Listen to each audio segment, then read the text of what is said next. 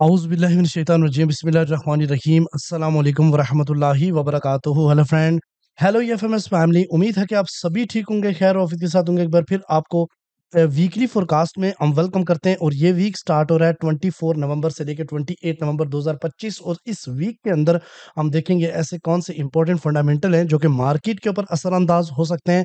इसके लिए कौन से इंपॉर्टेंट डीएक्सवाई के लेवल हैं और गोल्ड कहाँ पे जाके सेल होगा या जहाँ से बाय होगा। डिफरेंट लेवल के ऊपर हम एनालिसिस करने की कोशिश करेंगे, फंडामेंटल को भी साथ शामिल करेंगे। तो बेस्ट लर्निंग एपिसोड है, एंड तक देखिएगा। मैं हूं इरफाक अहमद साकी और आप देख रहे हैं ईएफएमएस ट्रेड। मिलते हैं इस ब्रेक के बाद।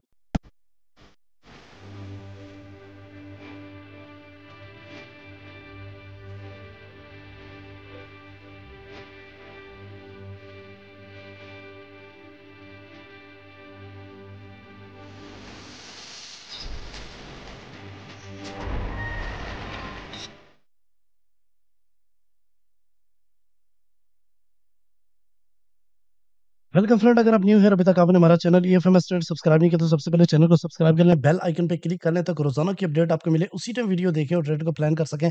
इसके अलावा गाइस, अगर आप चाहते हैं हमारे प्रीमियम और स्विंग का हिस्सा बनना तो हमारे इस नंबर पे कांटेक्ट कीजिए। हमारी टीम आपको गाइड करेगी कि आप किस तरीके से फ्री में लाइफ टाइम हमारी कम्युनिटी का हिस्सा बन सकते हैं। और मोर एवर मैं आपको बताता चलूं कि हमारी प्रोफाइल जो है वो डिस्क्रिप्शन में पड़ी हुई है टेलीग्राम के ऊपर। इसके अलावा कोई भी आपको हमारी प्रोफाइल से इन्वेस्टमेंट का मैसेज करता है कुछ भी तो 100% इट्स अ फेक, क्योंकि बहुत सारी फेक प्रोफाइल हमारी यूज करके लोग जो है ना वो स्कैम कर रहे हैं। तो इस चीज से अपने बचना है। हमारी वीडियो को लर्निंग पर्पस के लिए देखना है और जहां पे आपकी और हमारी माइंडसेट टैली करे वहां पे आप जो है ना कॉन्फिडेंस के साथ ट्रेड करें।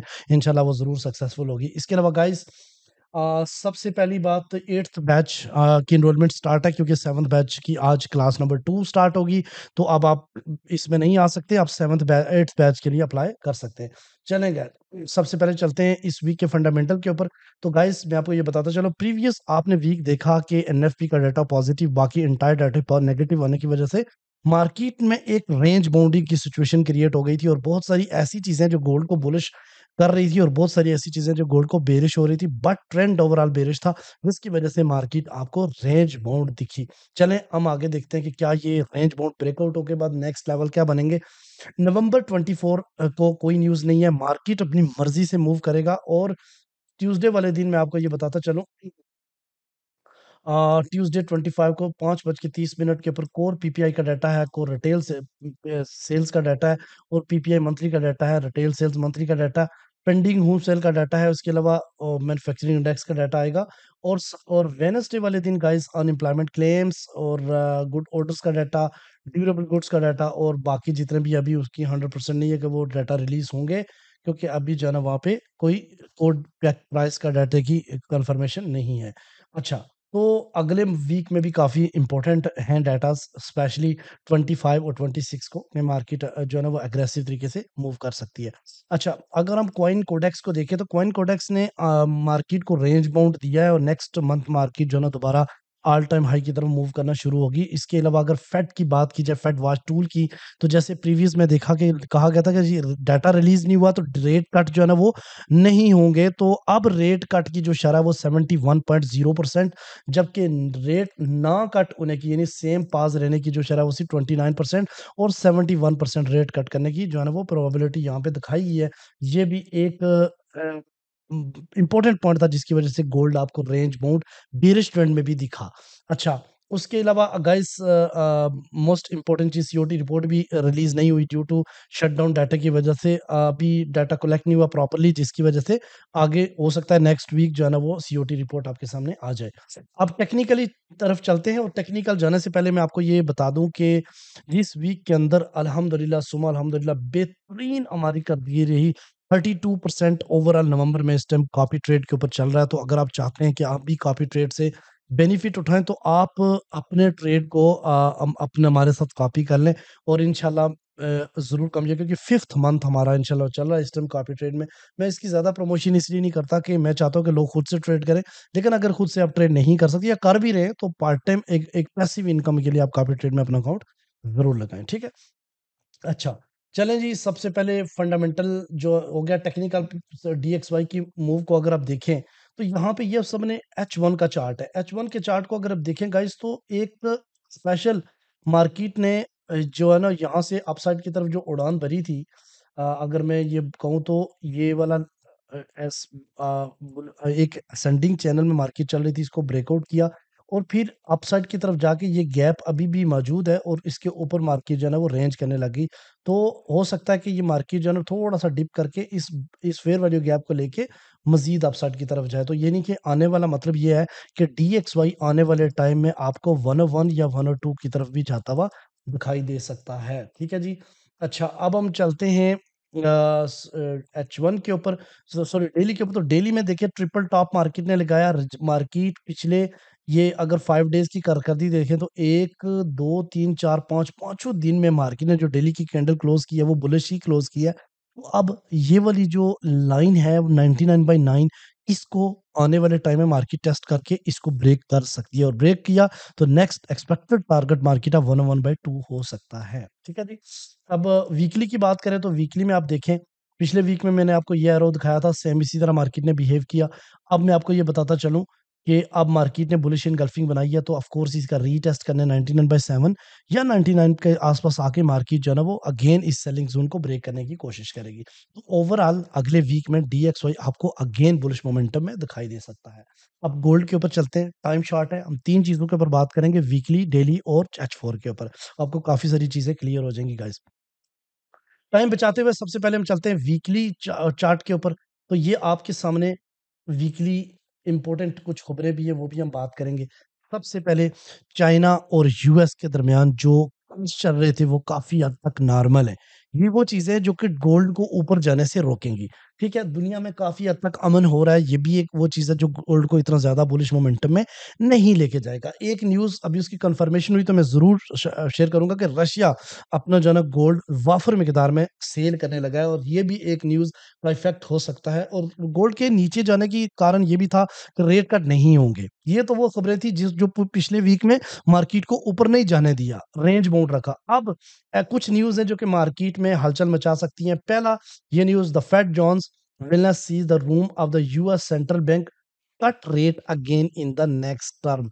ये एक न्यूज मैंने यहाँ पे लगाई है कि ये न्यूज ये शो कर रही है कि आने वाले टर्म में जो रेट कट हो सकते हैं, तो जिसकी प्रोबेबिलिटी आपने देखा कि 71% रेट कट की प्रोबेबिलिटी है। ये वो चीज है जो गोल्ड को नीचे नहीं जाने दे रही थी, और माइट भी पॉसिबल आने वाले वीक में गोल्ड सबसे पहले 4133 का लेवल लगाए। ये मैं आपको बताऊं। दूसरा, हम और दूसरी कहते हैं कि यूक्रेन और इसके जो यूरोपियन के दरमियान एक डील चल रही थी, उसको रिजेक्ट कर दिया गया है। इसका मतलब ये भी है कि गोल्ड इसमें भी बुलिश के चांसेस होने के चांसेस। तो ये दो खबरें जो है ना वो काफी इंपॉर्टेंट है गोल्ड को बुलिश करने के लिए। सबसे पहले तो मैं आपको इसकी की पॉइंट बताता हूँ, मार्केट का CP4066 मार्केट ने पिछले वीक 4133 का हाई लगाया और लो मार्केट ने 3997 का लेवल लगाया। और इसके अलावा फेयर वैल्यू गैप जो है ना 3445 के ऊपर है वीकली। और मार्केट का मेजर रेजिस्टेंस 4250 और मेजर जो सपोर्ट है वो 3800। यानी अगर रेंज मोड टूटा तो मार्केट ये हाई लगा सकती है और ये लॉस लगा सकती है आने वाले टाइम में। इसलिए ये दो पॉइंट आपने याद रखने हैं कि 4250 पे सेलिंग अपॉर्चुनिटी मिल सकती है और 3880 से बाइंग अपॉर्चुनिटी मिल सकती है आने वाले वीक के अंदर। ठीक है, अब यहाँ पे अगर जोन देखें गाइस, तो सबसे पहले ये ट्रेंड लाइन देखें, तो ट्रेंड लाइन एक बार सपोर्ट दी, दूसरी बार, तीसरी बार सपोर्ट दी। अब अगर अगेन मार्केट में देखो तो यहां से नीचे से रिजेक्शंस, अपर साइड से भी रिजेक्शंस, लेकिन अपर गए मार्केट, ऊपर से सेलर्स ने भी नीचे फेंका है, नीचे से बायर ने अपर कर, ये नहीं रेंज बाउंड मार्केट, एक अनडिसियन कैंडल्स। और यहाँ पे पॉसिबिलिटी हो सकती है कि मार्केट एक बार फिर 4030 के आसपास आए और 4030 से दोबारा से स्पाइक पकड़े, या फिर 4000 और से बाइंग हो सकती है। ये दो लेवल हैं, यानी कि 4030 वाला लेवल और 4000 से बाइंग मार्केट में हो सकती है। लेकिन अगर 4000 से नीचे मार्केट ने डेली की कैंडल क्लोज की तो फिर मार्केट 3873 का लेवल ले सकती है, ये जहन में रखिएगा। अच्छा, रेजिस्टेंस जोन देख लें, 4110 और 4135, ये पहला इमीडिएट सप्लाई जोन है वीकली। ये ब्रेक हुआ तो 4200 और 4250 का वीकली स्ट्रक्चर रेजिस्टेंस जो लिक्विडिटी पूल है, ये टूटा तो ऑल टाइम हाई मार्केट का। अगर डिमांड की बात की जाए तो 4000 और 4030 के दरमियान में पहला स्ट्रक्चर साइकोलॉजी लेवल है जहां से मार्केट बाय हो सकती है। और 3300 फिर टूटा था 3885 और 3900 का लेवल, और फिर जो है ना वो 3830 और 3805 का डिमांड ज़ोन। तो ये वाले ज़ोन आप इस वक़्त मेरी तस्वीर ले लें, स्क्रीनशॉट ले लें। इस पूरे का स्क्रीनशॉट ले लो, ये आपको बड़ा काम आने वाला है अगले वीक में, ठीक है? अब चलते हैं डेली के ऊपर। तो गाइस डेली में आप जो चीज़ देखोगे, वो ये चीज़ देखोगे कि 1 मिनट दें। अच्छा, ये आपके सामने डेली का चार्ट है। मार्केट ने क्या किया? डेली के ऊपर ट्रेंड कौन-सा है? बेयरिश। सबसे पहले ट्रेंड को अंडरस्टैंड करना है। डेली के ऊपर ट्रेंड मार्केट का स्टिल बेयरिश है। मार्केट ने अब ये जो येलो बॉक्स है, इसके अंदर मार्केट क्या करती रही है? Range bound.